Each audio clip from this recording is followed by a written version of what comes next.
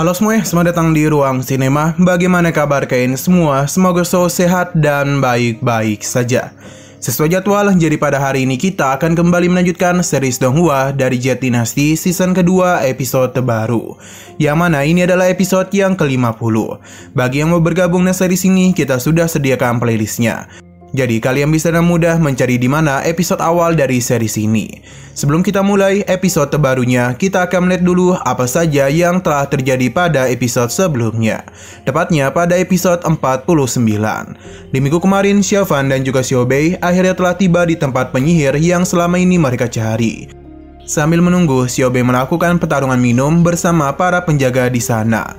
Siapa yang menduga kalau gadis ini sangat kuat minum, dan dia pun berhasil mengalahkan semua penjaga. Setelah semua itu, barulah Xiaofan bertemu juga dengan penyihir agung. Dia menceritakan semua keluh kesah mengenai masalah Biao. Untung saja penyihir agung membenarkan mengenai teknik pembangkitan, namun dia masih belum terlalu yakin apakah ini bisa membangunkan Biao atau tidak. Ia meminta Xiaofan untuk bermalam di sini dulu karena ada sesuatu yang ingin dirinya bicarakan kepada Xiaobei mengenai cara ia bisa tahu tentang rahasia penyihir suku Jin. Tapi pada malam itu sebuah kejadian aneh pun mulai terjadi. Lowongan serigala menghantui malam tersebut dan membuat kekacauan terjadi di desa. Semua penduduk melarikan diri dari tempat itu. Sekarang kita akan melanjutkan episode terbarunya. Untuk mengetahui apa yang terjadi, kita dibawa ke beberapa waktu sebelumnya, ketika desa sedang damai-damainya dan tidak ada kekacauan yang terjadi. Kita pun dibawa ke dalam hutan, tepat di mana desa ini diawasi oleh para penjaga. Ketika penjaga itu sedang buang air kecil, ia pun merasa sesuatu di belakangnya. Takut itu adalah sesuatu bahaya, ia pun mencoba untuk melakukan pemeriksaan. Sepertinya itu adalah hal yang di luar dugaannya, sebab penjaga itu berlari dengan ketakutan. Sepanjang jalan, ia juga melihat beberapa rekannya yang telah dihabisi oleh sesuatu. Di tengah pelariannya, penjaga ini pun menginjak sebuah perangkap yang membuatnya seketika saja meninggoy. Semua itu berasal dari pria suku Mu atau suku kayu. Ia tidak sendiri, melainkan bersama dan begitu banyak anggota sukunya. Inilah pertama kalinya kepala suku melihat si Liang. Mereka sudah menunggu selama 200 tahun untuk mengambil kembali artefak suci yang sebelumnya diambil oleh suku Jin. Kepala suku mengajak seluruh anggotanya untuk mengambil kembali apa yang memang menjadi milik mereka.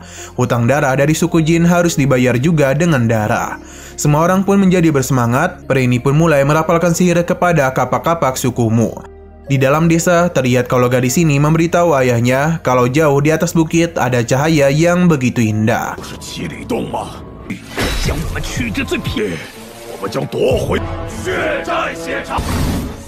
Sayang sekali ini bukanlah sesuatu yang indah karena perang akan terjadi di antara suku Mu dan suku Jin. Dalam sekejap saja kekacauan pun terjadi di pemukiman suku Jin. Xiaobei memberitahu kalau suara lowongan serigala berasal dari patung Inugami.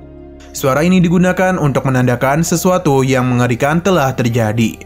Xiaofan yakin pasti dalangnya adalah seorang penyihir karena seseorang telah mengendalikan angin dan awan. Ini sangatlah berbeda dengan para Taoisme di dataran tengah. Pria kelamu merasa mereka telah diberdekati dewa dan pertarungan ini akan menjadi kemenangan mutlak bagi mereka. Dengan tawa jahatnya, pria itu pun langsung saja melancarkan serangan kepada pemukiman suku Jin. Akibat semua itu, kebakaran pun terjadi di mana-mana. Selain menghadapi kebakaran, terlihat kalau ketua suku Mu juga sedang berada di hadapan kepala suku Jin. Tumugu dan para bawahannya tahu betul bencana telah datang. Fokus utama mereka adalah mengevakuasi para wanita dan juga anak-anak untuk mundur ke pegunungan. Sedangkan para prajurit dari suku Jin akan melakukan pertarungan menghadapi para prajurit suku Mu. Tumugu meminta mereka mengangkat senjata. Pertarungan pun mulai terjadi di antara kedua suku yang sudah lama saling bermusuhan.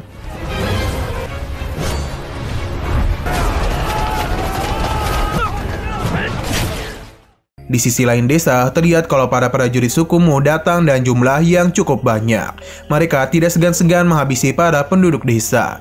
Untung saja Xiaofan berada di sana, jadi dia pun memberikan bantuan kepada para warga dalam menghadapi para prajurit suku Mu. Bagi Xiaofan, orang-orang ini bukanlah tandingannya. Dia bisa dengan mudah mengalahkan mereka sambil melindungi para penduduk desa. Namun tak kenapa Xiaofan terlihat begitu kelelahan. Xiao Wei menanyakan apakah Xiaofan akan memberikan bantuan kepada suku Jin. Tentu tanpa pikir panjang Xiaofan akan memberikan bantuan, walaupun kondisinya sekarang tidak baik-baik saja. Sebab kekuatan haus darah kembali berusaha untuk menguasai tubuhnya. Xiaofan berusaha untuk menahan hal ini dan melampiaskannya kepada pasukan suku Mu. Di sisi lain, kelompok yang dibentuk oleh Sang Guan baru saja tiba. Mereka benar-benar terkejut melihat kobaran asap yang berasal dari Si Liang. Fasa yakin betul kalau semua itu berasal dari roh jahat, dan kemungkinan besar serangan ini berasal dari seekor iblis. Li Di menanyakan tindakan yang harus mereka lakukan. Sang Guan sempat terdiam, yang sepertinya dia mengetahui sesuatu. Li Di pun mencoba menyadarkannya. Hingga akhirnya Sang Guan meminta untuk mengalahkan para iblis, karena bagaimanapun itu adalah tugas utama mereka. Sedangkan Sang Guan ini akan pergi ke sebuah tempat dulu. Dia pun meminta mereka untuk pergi lebih dulu ke desa. Li Di paham dan mengajak semua orang untuk pergi menyelamatkan warga desa. Kembali ke desa, para prajurit suku Jin terus berusaha dan keras untuk mengalahkan para prajurit dari suku Mu. Tumugo meminta para pejuang sukunya untuk mengorbankan darah mereka. Hanya saja para prajuritnya itu sudah dikalahkan oleh ketua suku Mu. Dia sudah menunggu Tumugo. Ia juga memperlihatkan manik-manik yang dirinya ambil. Ketua suku Mu berjanji kalau malam ini dirinya akan membalaskan dendam 200 tahun yang lalu. Seketika saja pertarungan pun mulai terjadi di antara kedua kepala suku itu.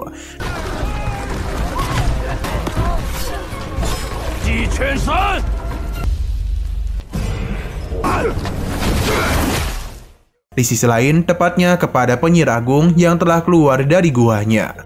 Ia bisa melihat sihir jahat yang terus-menerus melakukan serangan kepada desanya. Ini pun membuat para warga desa menjadi terpuruk dan hanya bisa memohon untuk diselamatkan.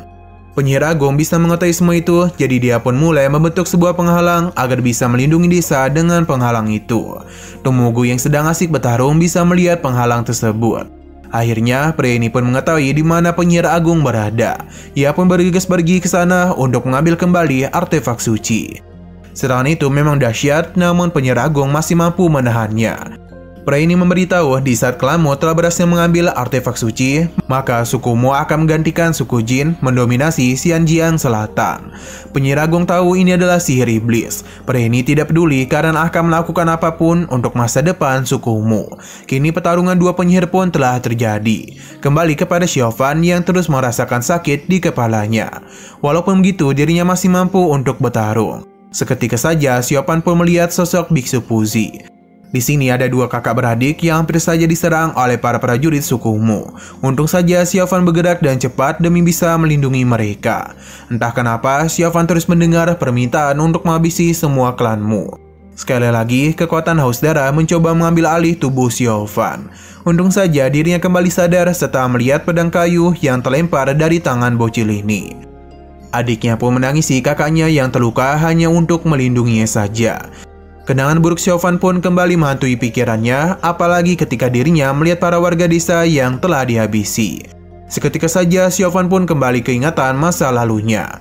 Atau lebih tepatnya ketika dirinya sparring dengan Jingyu.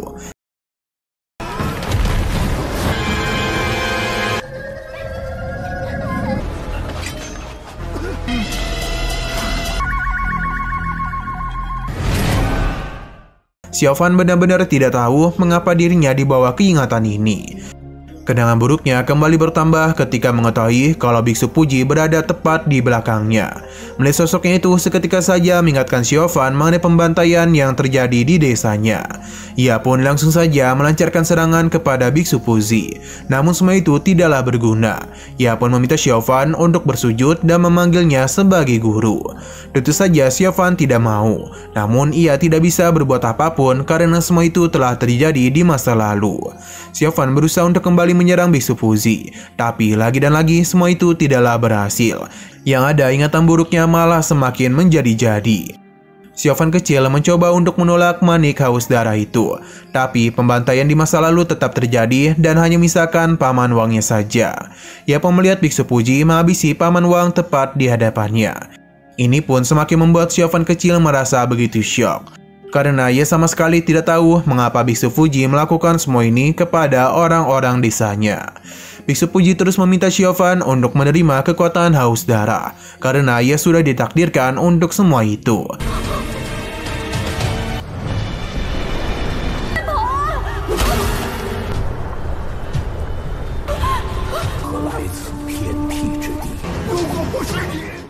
Biksu Fuji terus saja memaksa dirinya yang bahkan membuat Xiaofan kecil hampir gila dibuatnya.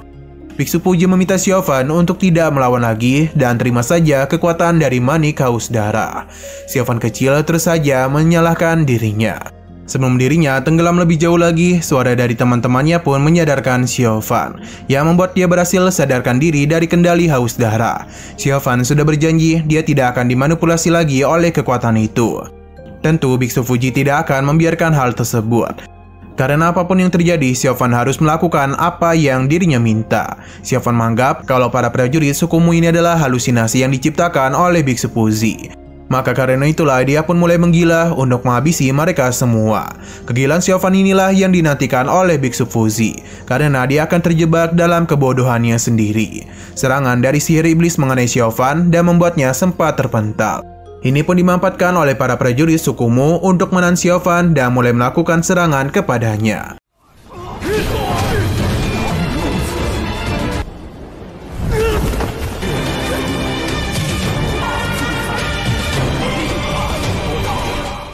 Sudah tidak terhitung lagi berapa kali tusukan tombak mengarah kepada Xiaofan, yang mana ini pun membuat dirinya terluka sangatlah parah. Akibat semua itu telah menyebabkan mutiara haus darah mengamuk. Xiaofan yang telah kehilangan kesadarannya segera diambil alih oleh manik haus darah. Luka-luka yang dia terima sebelumnya pun dah mudah disembuhkan. Dan kini dia pun akan kembali menghabisi seluruh pasukan sukumu yang tersisa. Xiaofan dalam mode haus darahnya benar-benar brutal. Dia yang melihat sosok bayangan Biksu Fuji terus saja melancarkan serangan tanpa henti, yang mengakibatkan para prajurit sukumu sama sekali tidak bisa berbuat apapun.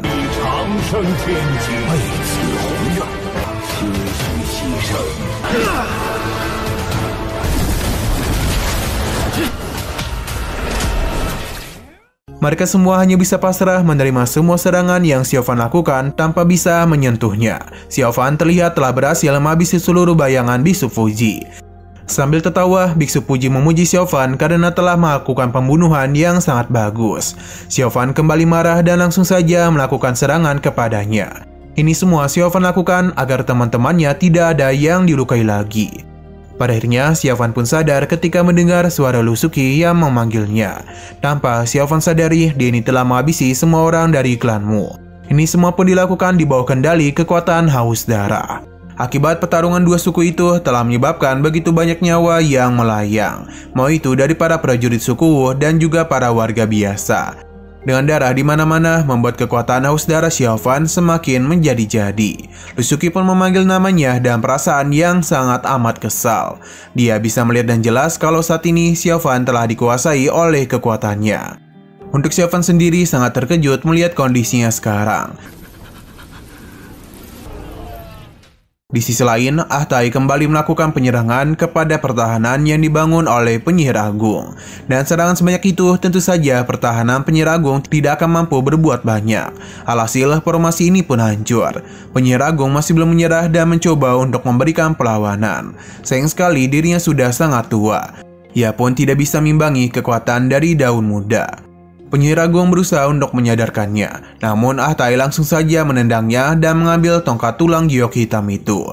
Akan tetapi dirinya menyadari kalau orang-orang luar telah datang kemari.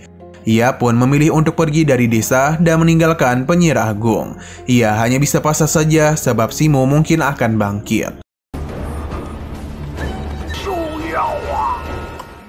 Kembali ke desa, yang mana Tumugu berhasil melindungi seorang anak kecil selama bertarung dengan kepala sukumu. Hanya saja mereka berdua harus tertimpa reruntuhan.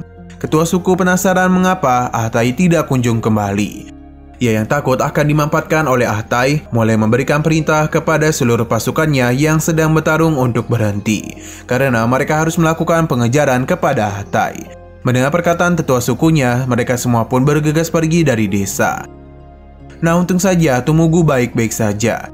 Ia pun meminta seluruh prajuritnya untuk menyelamatkan orang-orang desa. Shino berpindah ke dalam hutan. Atai yang baru saja tiba merasa begitu senang karena Xianjiang Selatan akan menjadi milik sukumu. Saking senangnya, Atai ini mengeluarkan kekuatan yang sangat besar. Sayang sekali kesenangan itu diganggu oleh kedatangan Simu. Ia memuji pencapaian yang telah Atai lakukan. Namun sepertinya ia sudah lupa untuk menepati janji dan menyerahkan artefak suci kepadanya. Simu berharap Atai tidak seperti apa yang dirinya pikirkan. Sayang sekali, Atai memang ingin membelot darinya. Ia sama sekali tidak takut dengan kebangkitan dari Raja Monster Buas. Selain itu, hanya ada Simu di hadapannya. Ia yakin betul mereka tidak akan mampu mengambil senjata suci dari tangannya. Sayang sekali, Atai sudah membuat kesalahan besar karena dia ini sudah salah memilih lawan. Serangan yang Atai lakukan tidak mempan kepada Simu. Ia pun mengeluarkan sebuah mutiara kecil yang membuat Atai ketakutan. Simu menghancurkan mutiara ini yang seketika saja membuat Atai merasakan sakit yang luar biasa pada tubuhnya. Bagaimana tidak, mutiara ini langsung menusuk jantungnya. Alhasil dia pun harus meninggoy begitu saja tanpa bisa memberikan perlawanan.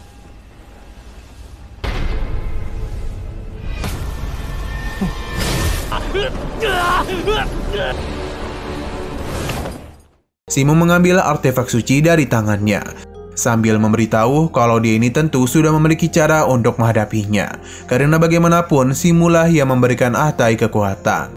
Sesaat kemudian Simu meminta orang yang sejak tadi mengawasinya untuk keluar. Dia tidak bukan adalah Sang Guangu. Kemungkinan besar mereka berdua ini saling mengenal satu sama lain karena Simu memanggilnya sebagai teman lama. Melihat artefak suci tersebut, Sang Guan menanyakan apakah dia akhirnya akan keluar. Simu membenarkan hal tersebut karena Raja Dewa Binatang Buas sudah tidak sabar menunggu. Sang Guan menanyakannya mengenai janji Rongju, tapi Simu hanya tertawa karena bagaimana bisa ia percaya dengan Rongju. Simu mengingatkan Sang Guangu kalau masing-masing dari mereka memiliki tuannya sendiri dan masa depan nanti tidak akan dapat diprediksi. Jadi dia meminta Sang Guangu agar tetap berhati-hati. Sang Guan berusaha untuk menyerangnya, namun itu semua sudah terlambat. Simu mengakui kekuatan Sang Guangu berada di atasnya. Tapi kini dia memiliki naga untuk melindunginya. Berkat senjata suci ini jugalah Sang Guangu tidak akan bisa menghentikannya. Simu memberitahu kalau dia ingin selalu menjaga persahabatan mereka. Kembali ke desa, yang mana Li disadar kalau Lusuki tidak akan bergerak lebih dulu. Dia sepertinya tidak menduga kalau Xiao Fan akan melakukan tindakan keji seperti ini. Bahkan para penduduk desa juga tidak luput dari serangannya. Para murid lembah Feng Xiang mulai mengepungnya. Mereka berjanji kalau pada hari ini juga mereka akan mengalahkan Xiao Fan. Lidi meminta Lusuki dan juga Fasya untuk membantu dirinya dalam mengatasi Xiao Fan. Terlihat kalau Lusuki masih ragu untuk bergerak. Para murid lembah begitu kesal kepada Xiao Fan dan menganggapnya sebagai iblis. Sebagai murid lembah Feng Xiang, mereka akan melakukan keadilan bagi surga. Saat juga mereka pun bersemangat untuk menghabisi Xiao Fan. Terlihat kalau Lusuki tidak kuat untuk memandangi Xiao Fan. Sekali lagi, suara dari bisu Fuji terdengar oleh Xiao Fan. Ia pun membuatnya kembali hilang kendali. Selain itu, kekuatan haus darah semakin menjadi-jadi saja. Setelah menyerap begitu banyak darah di sini dan kekuatan sebesar itu, maka tentu saja kekuatan Xiao Fan sudah tidak main-main lagi. Dalam sekejap saja, dia berhasil memberikan tendangan manja kepada Lidi dan juga mulai menyerang para murid lembah.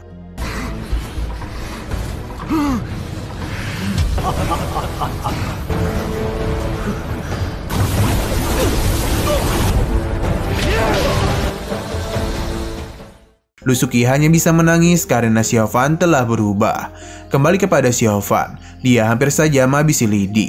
Sayangnya dia gagal karena Fasya berhasil melindunginya. Ia mencoba untuk menyadarkan Xiao Fan karena saat ini dirinya sudah hilang kendali atas tubuhnya. Ki-nya juga mulai terkikis oleh kekuatan iblis di hatinya. Fasya terus meminta Xiao Fan untuk tidak tenggelam dalam kebencian dan penderitaan pada dirinya sendiri. Mendengar apa yang Fasya lakukan membuat Xiao Fan tertawa, karena apa yang dia katakan hanyalah omong kosong saja bagi Xiao Fan. Lusuki tidak menyangka kalau di hadapannya benar-benar adalah Xiao Fan.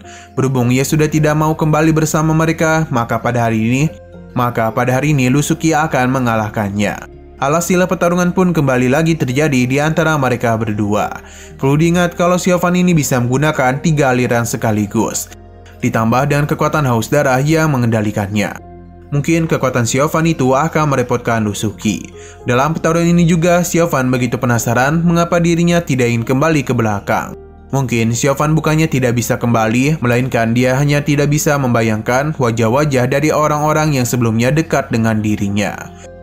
Siang dan malam, Xiaofan terus memikirkan hal tersebut. Bahkan dia sama sekali tidak pernah tenang selama 10 tahun ini. Hanya saja dia memilih untuk tetap pada jalan itu, maka karena itulah Xiaofan harus menyelesaikan apa yang telah dirinya perbuat.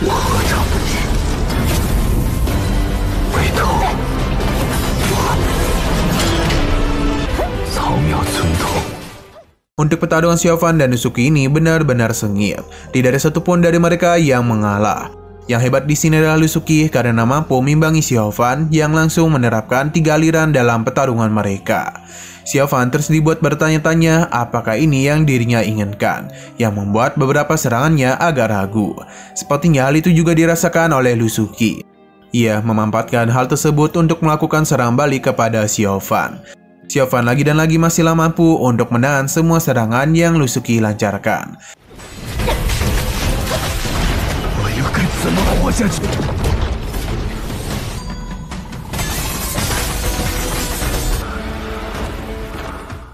Hanya saja jantung Xiaofan sepertinya sudah tidak tahan lagi untuk merasakan kekuatan besar dari haus darah.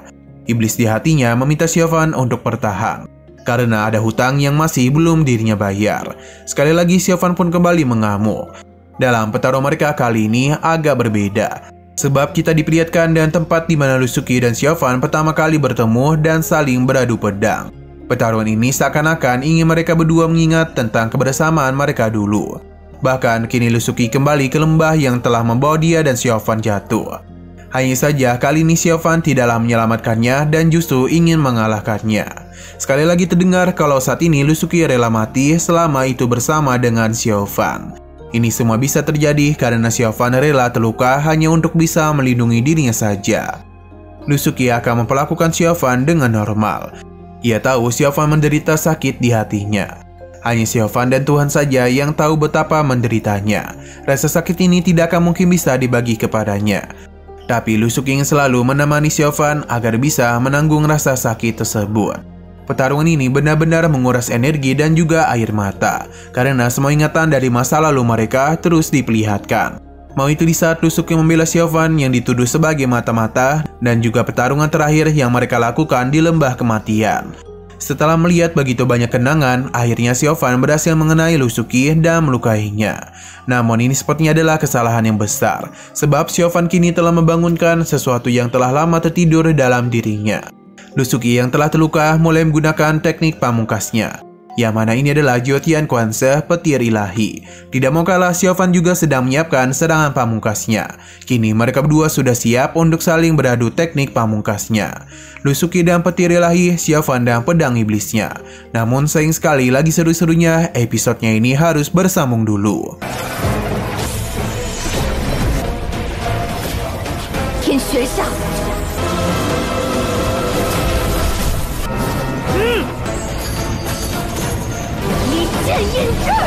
Serang pamungkas yang mereka miliki berdua sudah siap. Namun sepertinya kali ini ada yang berbeda, sebab Xiaofan dan juga Lusuki terus meningkatkan fokus utama mereka dalam serangan, terutama kepada Lusuki karena terdapat pola serangan yang belum pernah dirinya lihat. Xiaofan siap mengalahkan Lusuki dengan pedang darah pembangkang langit. Namun ketika ingin beradu serangan, Li Di secara tiba-tiba berhasil menusuk Xiaofan. Ini semua pun membuatnya sangat marah dan langsung saja menghancurkan pedang Li Di. Ini memang berhasil menyelamatkannya, tapi tidak untuk serang pamungkas yang Lusuki lancarkan. Dan serang super besar tersebut, Li Di dan yang lainnya pun yakin betul kalau ini adalah akhir dari Xiaofan. Namun sepertinya mereka terlalu meremehkan abang Xiaofan. Sebab dengan kekuatan yang dirinya miliki saat ini, Xiaofan masih mampu untuk menahan serangan tersebut. Memang benar kondisi Xiaofan telah babak belur, tapi semangat juangnya masih belumlah berakhir. Secara mengejutkan, dirinya pun kembali bangkit dan langsung saja melakukan penyerangan kepada Lusuki. Melihat apa yang terjadi, mengingatkan Lusuki pada pertarungan terakhir mereka dulu. Ia pun melepaskan pedangnya, yang mana hal ini sama persis dan apa yang dulu Xiaofan lakukan. Sepertinya Lusuki masihlah belum bisa untuk melukai Xiaofan. Sebenarnya dia sudah pasrah untuk menerima semua serangan tersebut, tapi Xiao Fan sekali lagi tidak ada niatan untuk melukainya.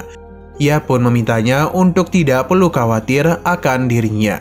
Tentu saja tindakan Xiao Fan itu di luar dugaan Lusuki. Ia bahkan tidak bisa menahan air matanya lagi.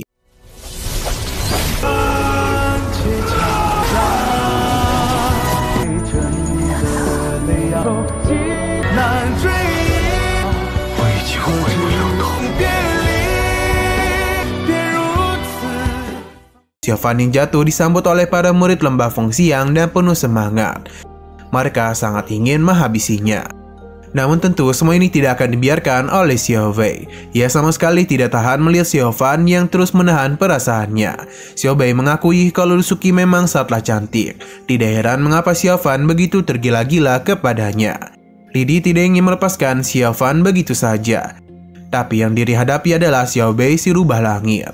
Hanya dalam satu kali serang saja ia bisa mementalkan Lidi. Tidak hanya itu saja, para murid lembah juga sama sekali tidak mampu untuk melukainya. Jangankan melukai, untuk menyentuhnya saja ini merupakan hal yang sangat sulit. Terlihat yang jelas betapa mudahnya Xiao Bei menghentikan setiap serangan. Terlihat dengan jelas betapa mudahnya Xiao Fei menghindari setiap serangan sambil melindungi Xiao Fan. Selain itu, dirinya juga menggunakan kekuatannya untuk memukul mundur para murid lembah. Pada akhirnya, Tetua Wu tahu betul kalau gadis ini adalah siluman rubah ekor 9. Ia pun berhasil selamat berkat perlindungan dari Vasta. Dengan santuinya, Xiao Bei menunggu setiap serangan yang ingin para murid lakukan kepadanya. Sekali lagi, Xiao Bei menunjukkan kemampuannya yang membuat Lidi sadar kalau semua ini pasti adalah sebuah ilusi. Ia pun meminta para rekannya untuk tidak menatap mata rubah langit, karena jika sampai menatap matanya, maka mereka akan terkena ilusi. Dan tentu tubuh mereka akan dengan mudah dikendalikan oleh Xiao Bei. Tentu saja, untuk bertarung tanpa melihat mata musuh bukanlah perkara yang mudah.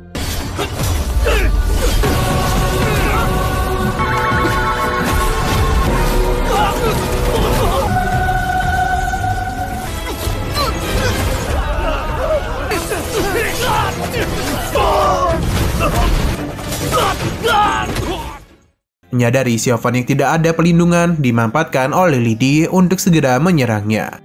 Tapi secara mengejutkan, Xiao Bei telah berada tepat di hadapannya.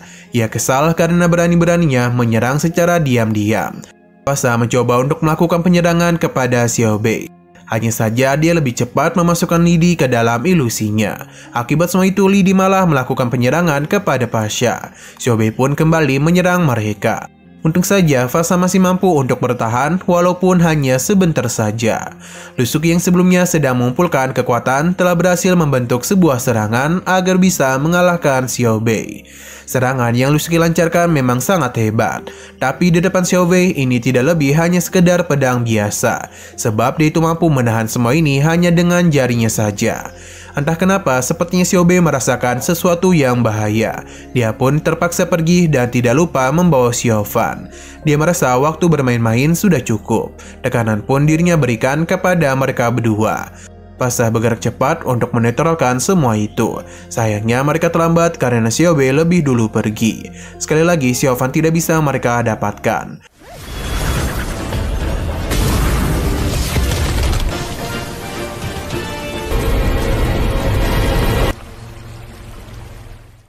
Di dalam sebuah rumah yang terbakar, Lidi berusaha untuk memulihkan dirinya. Lusuki pun mendatanginya untuk mengajukan keluhan, karena dia itu telah mengganggu pertarungannya dan Xiao Fan dan juga melukainya dengan pedang giok. Lidi berusaha untuk menjelaskan, namun melihat Lusuki yang tidak bisa diajak bicara, menyadarkannya kalau tindakannya barusan tidak bisa dimaafkan oleh Lusuki.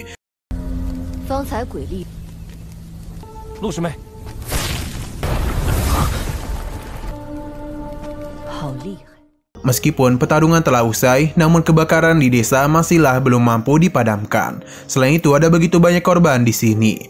Lusuki menyalahkan dirinya karena tidak datang lebih cepat. Andai saja mereka datang lebih cepat, mungkin kondisi di desa tidak menjadi kacau seperti sekarang. Shino berpindah ke tempat Xiao Bei. Akhirnya Xiao Fan telah sadarkan diri juga.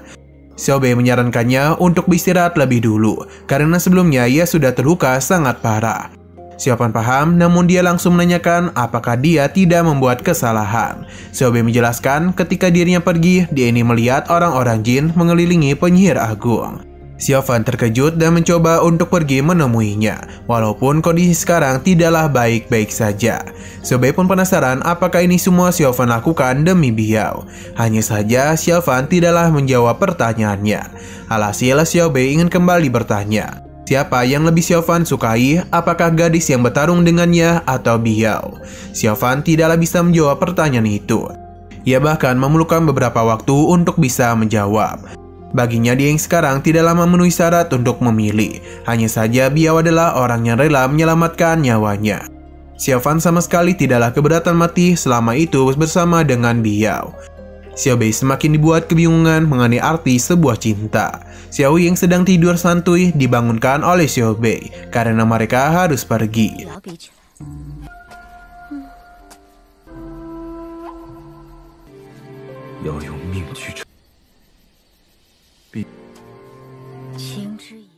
Kembali ke desa yang sedang masa pemulihan, San Guanggu baru saja yang mana kedatangan itu membuat beberapa murid menyambutnya. Berbeda dan tetua Wu yang sepertinya sangat kesal dengan keterlambatannya. San Guanggu meminta untuk Lidi membawa para murid kembali. Tetua Wu penasaran apa yang telah San Guanggu lakukan, padahal dia sendiri yang membawa mereka kemari. San Guanggu tidak bisa menjawab semua itu dan hanya menjelaskan kalau dirinya mengalami kecelakaan kecil. Tetua Wu memberitahu soal rubah langit, tapi ini tidak disukai oleh San Guanggu dan memaksa mereka untuk kembali pulang. Lusuki dan juga Pasa tidak bisa berbuat apa-apa. San Guanggu berterima kasih kepada mereka yang telah memberikan bantuan. Selain itu, Pasa merasa ada yang tidak beres, karena San Guanggu tampak tidak baik-baik saja. Sepertinya San Guanggu tidak ada niatan untuk memberitahukan siapapun mengenai pertemuannya dengan Simu. Ia beralasan kalau rahasia ini hanya akan mengganggu mereka saja. San Guanggu berjanji kalau dia dan Master Lembah akan mengunjungi sekte mereka. Beberapa hari kemudian, desa terlihat secara perlahan mulai pulih, meskipun ada beberapa bangunan yang belum diperbaiki. Tumugo mengingat perkataan penyihir agung mengenai ketakutan ia terhadap bangkitnya roh jahat. Hanya Xiaofanlah harapan mereka, karena dan cara ini jugalah mereka bisa membawa harapan bagi semua makhluk hidup di Xianjing Selatan. Penyihir agung tahu kalau Xiaofan memiliki pedang api misterius. Itulah satu-satunya harta untuk menghancurkan monster buas. Penyihir agung berharap sebelum dirinya mati, seorang teman bisa menyelamatkan Xiaofan. Ketika dia datang kemari, maka Xiaofan pasti akan melindungi suku Jin. Sesaat kemudian, Xiaofan pun tiba, yang mana Tumugo menyambut mereka dan mempersilakan untuk masuk ke dalam. Terlihat kondisi penyihir agung tidaklah baik-baik saja.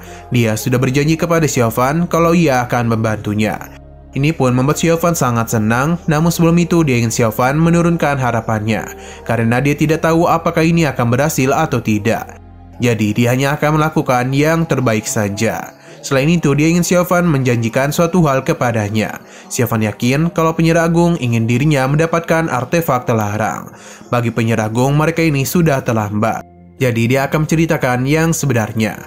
Harta suci merupakan pedang kuno dari Xianjing Selatan. Ini juga merupakan sebuah obat kebangkitan dari Raja Iblis.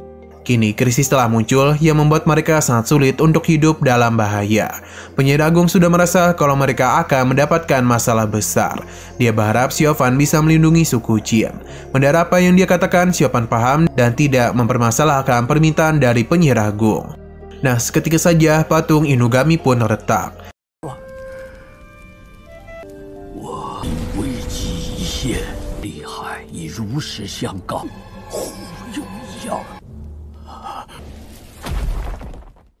Xiang berpindah kepada Simu. Dari belakang terlihat peri jin yang terus mengawasinya.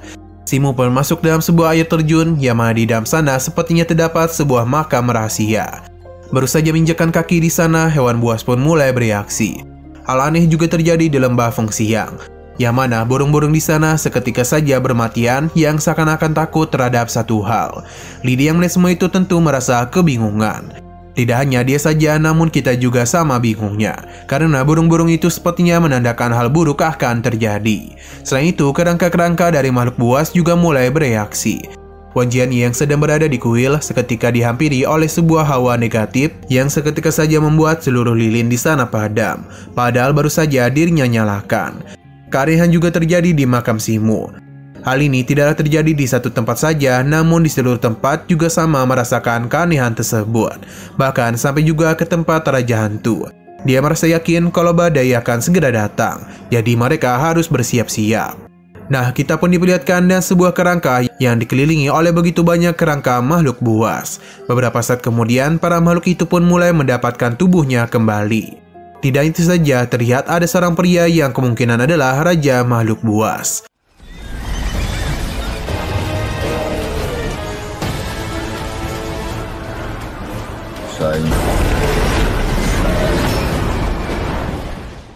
Nah, sayang sekali season kedua dari series ini pun telah berakhir. Bagi yang mau bergabung maupun yang sudah lama bersama Ruang Sinema, kita ucapkan terima kasih banyak kepada kalian semua yang telah mengikuti pembawaan dari series Jatinasi season kedua ini. Mungkin itu saja yang bisa kita ceritakan tentang alur dari series ini. Terima kasih banyak kepada kalian yang telah mengikuti dari awal pembahasan series ini dan sampai selesai. Jika kalian ada pendapat yang lain atau kurangnya pembahasan dari kita, dipersilakan sampaikan pendapat kalian di kolom komentar. Terima kasih yang sudah menonton video sampai habis. Jika kalian suka pada video ini, klik like dan share ke teman-teman kalian tentang channel ini. Dan bagi yang memesarankan series untuk dibahas, langsung komen aja. Oke, sekali lagi terima kasih dan sampai jumpa di video selanjutnya.